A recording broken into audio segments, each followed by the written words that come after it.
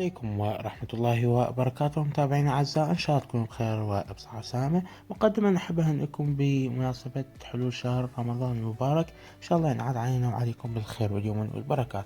موضوعنا الرئيسي في هذا المقطع عن عملاق هواوي البي 6 برو. جهاز قوي جدا، جهاز تصميمه غير مألوف، لأول مرة نشوف هكذا تصميم رهيب صراحة.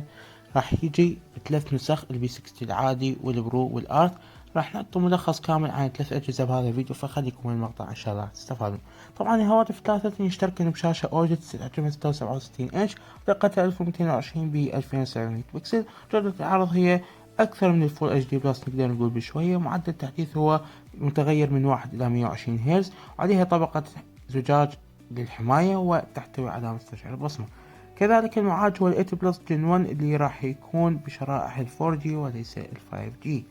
والجهاز أكيد راح يدعم وسيلة الرسائل عبر الأقمار الصناعية بحيث تعذر الوصول إلى الإشارة، وهي حاليا مقتصرة على الصين فقط الميزة.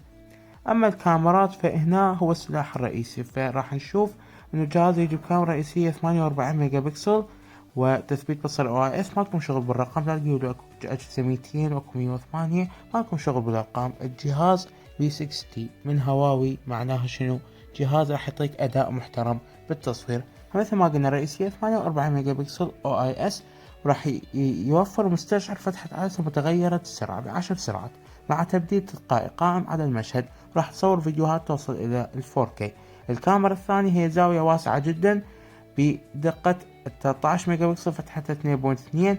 اما جهاز الارت اديشن فراح تكون الواسعة جدا بدقة 40 ميجا بكسل. طبعا جهاز بي 60 العادي راح يجيب كاميرا اخرى 12 ميجا بكسل فتحة 3.4. اما البرو والارت راح يجيب 48 ميجا بكسل تدعم التقريب 3.5 اكس مع تثبيت OIS. وطبعا الجهاز يقدر يقرب تقريب رقمي 100 اكس.